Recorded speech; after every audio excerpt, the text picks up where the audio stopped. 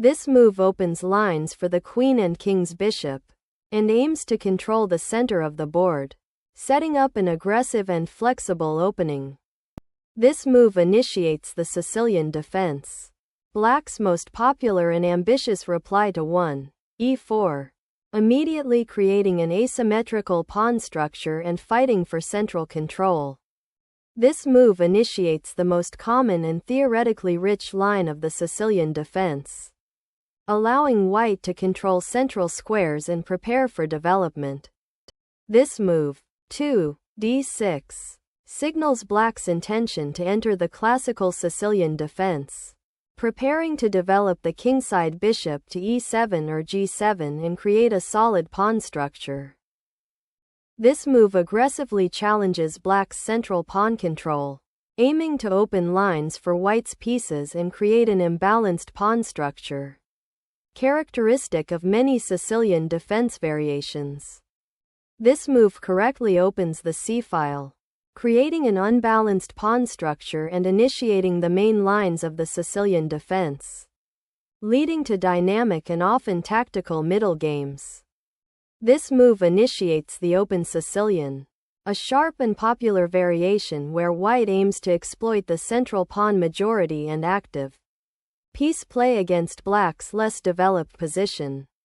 This move, challenging white's central pawn and developing a piece, initiates the well-known open Sicilian defense, aiming to create dynamic imbalances and counterplay. This move reinforces the central pawn and prepares for potential queenside expansion with a timely c4, maintaining pressure on black's setup. This move, a6, is the hallmark of the Najdorf variation of the Sicilian defense, preparing to control the b5 square and potentially expand on the queenside later.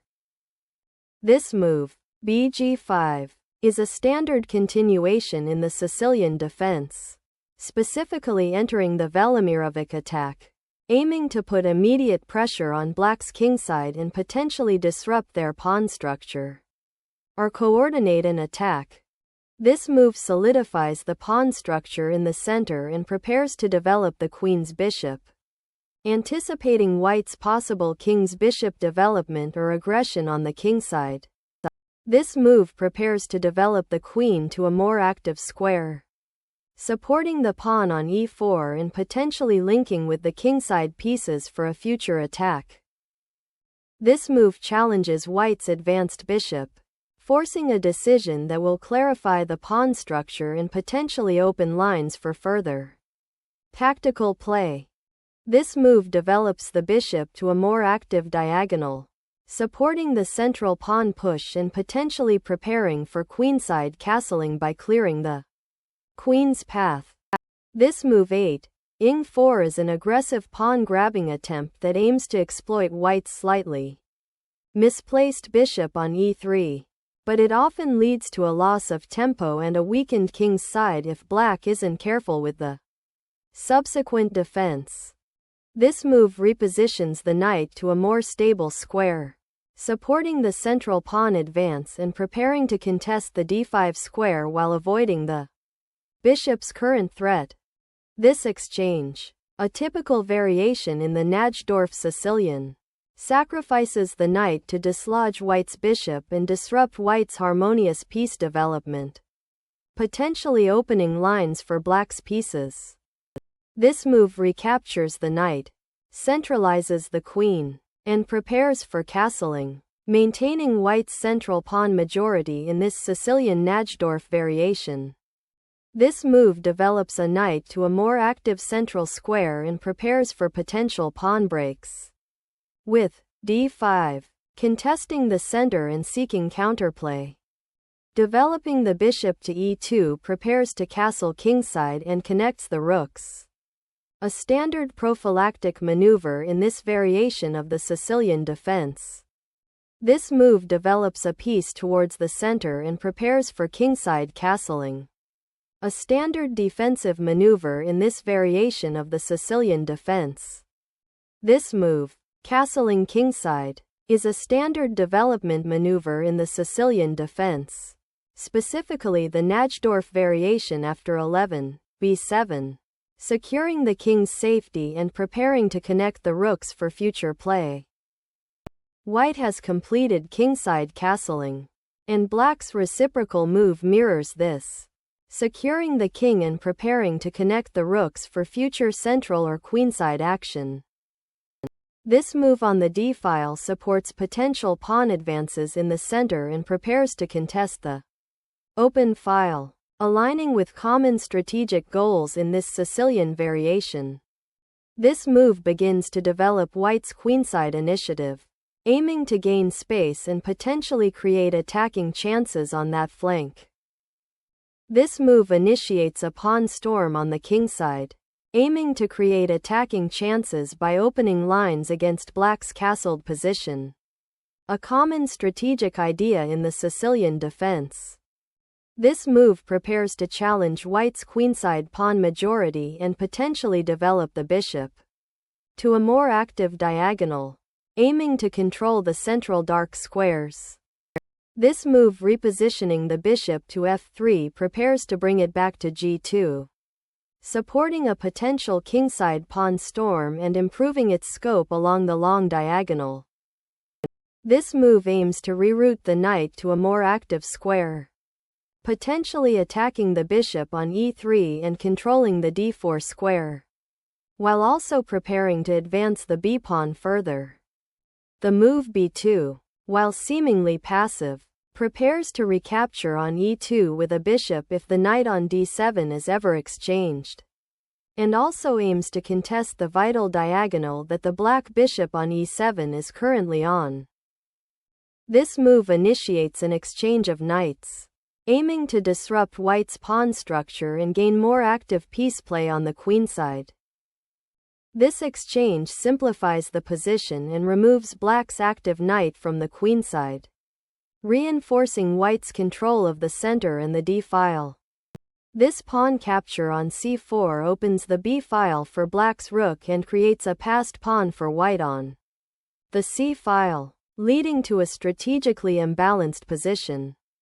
This knight move repositions the knight to a more active square, preparing to challenge black's advanced queenside pawn structure and potentially support a kingside attack. This move aims to develop the queen to a more active square, potentially supporting a queenside pawn advance or preparing to contest the c-file should it open. This move is a prophylactic maneuver, safely tucking the king away from potential threats on the newly opened diagonal and preparing for a kingside pawn push or defensive rearrangement. This move prepares to contest the c-file, aiming to exploit the open file for the rooks and potentially pressure White's queenside pawn structure. This move re-centralizes the knight after its temporary sortie, preparing to contest the d-file and potentially reinforce the kingside if necessary. This move repositions the rook to an active file, aiming to exploit the open b-file and potentially pressure White's queenside pawn structure. This move aims to control the open b-file, preventing black's queenside majority from becoming too dangerous and potentially preparing a future queenside advance for White. This move initiates a thematic pawn break in the Sicilian Najdorf, aiming to create queenside counterplay by opening the a-file and potentially expanding with b4.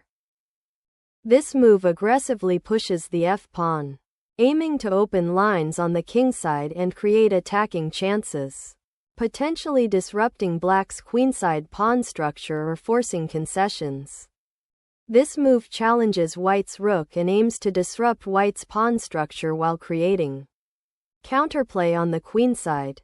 This pawn sacrifice opens the f-file for your rook and creates immediate tactical threats, aiming to disrupt black's pawn structure and initiate an attack. This pawn recapture opens the f-file for White's rook and creates an isolated pawn on e6 for black, potentially becoming a target in the ensuing middle game. This move aims to challenge black's advanced queenside pawn structure by potentially creating an outpost on b4 for white's knight, while also preventing black from achieving the pawn break, b4. The move 24, qc5 is an active repositioning of the queen to target white's queenside pawns and potentially prepare for further queenside counterplay along the c-file, which has opened up. The queen exchange simplifies the position, leading to an endgame where white aims to exploit the slightly weakened pawn structure on black's queenside created by the a4 and b5 pawn advances. The recapture of the pawn opens the c-file for black's rook, which now has excellent prospects for activity and pressure on white's queenside. This knight maneuver aims to reposition the knight to a more active square, potentially targeting the weak b-pawn or supporting a kingside advance, while also defending against potential threats on the queenside. This move activates the rook on the open b-file, eyeing the weak b2 pawn and aiming to create counterplay on the queenside by potentially supporting a future rb2 maneuver or by applying pressure along the file. The knight repositions to b4, eyeing the advanced c4 pawn and preparing to contest the open c-file while potentially forcing an exchange that could activate the a-pawn. This move is a pawn sacrifice designed to open the c-file for your rooks and disrupt white's pawn structure, creating potential weaknesses around the d2 and a3 pawns. nd4 aims to exploit the weakened light squares around black's king and prepare a central breakthrough or attack the pawn chain with a pawn lever. This move repositions the rook to a more active file, aiming to pressure white's pawn structure and potentially exploit the open c-file. This knight maneuver aims to disrupt black's queenside pawn structure and potentially attack the weak pawn on c3, forcing concessions or creating tactical opportunities. This move boldly challenges white's rook on b1, aiming to exploit the weakened c4 square and potentially disrupt white's kingside structure if white isn't careful with their piece coordination. This move resolves the immediate tension and simplifies the position, but it allows black to establish a strong passed pawn on the queenside by capturing with the b2 rook. This capture is crucial as it opens the d-file for black's rook and prepares to contest control of the open file, potentially leading to exchanges that can simplify the position or create attacking chances. This move repositions the knight to a more active square, intending to contest control of the d4 square and potentially support pawn advances on the kingside. In the ensuing endgame, this move initiates a critical pawn race, aiming to create a passed pawn on the queenside and disrupt white's coordination, though it does weaken black's king's safety slightly.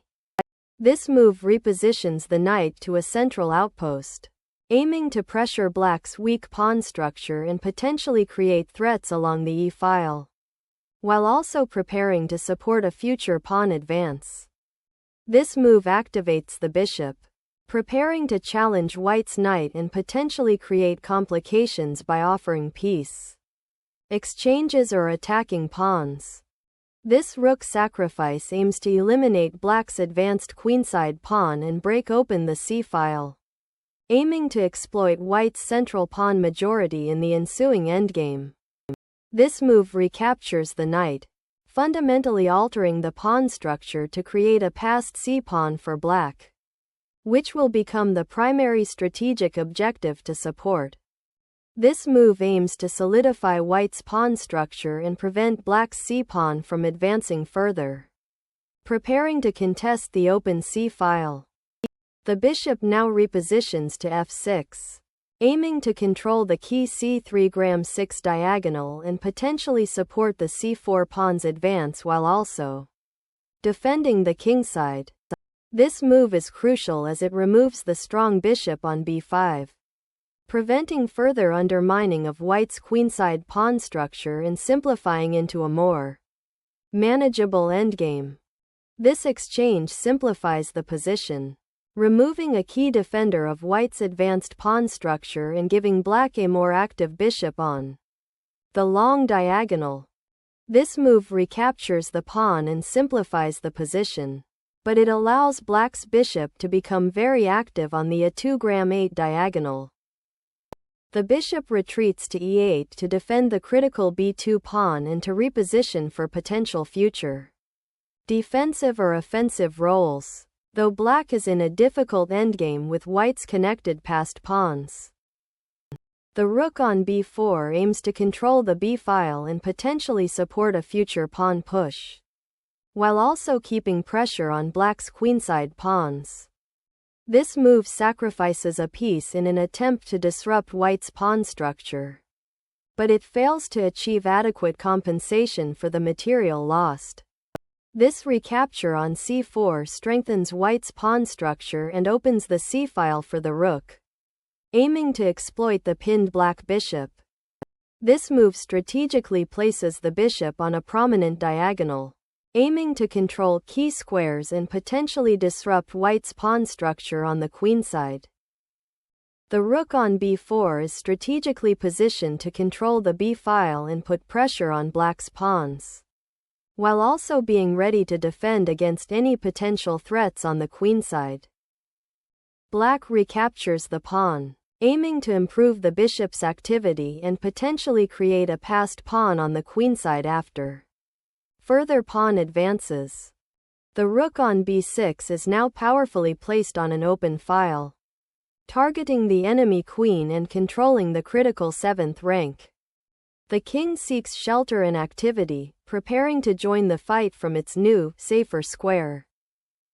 The rook on b7 delivers a timely check, forcing the opposing king to a less secure square and aiming to disrupt black's coordination.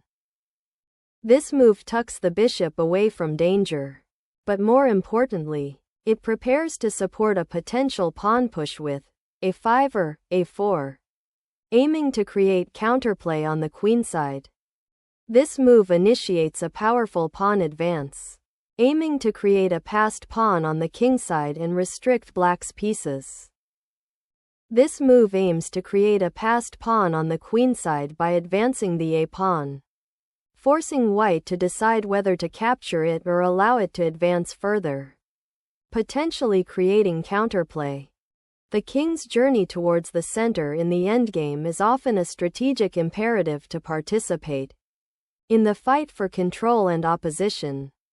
This move aims to activate the bishop to a more central square, where it can better control key squares and potentially support the king's safety or coordinate with other pieces. Ra7 revitalizes white's attack by bringing the rook to a more active outpost, targeting black's exposed a-pawn and creating potential threats along the 7th rank. This move aims to centralize the bishop, creating strong attacking pressure on the d4 and c3 squares, while also preparing to support a potential pawn advance with the a-pawn.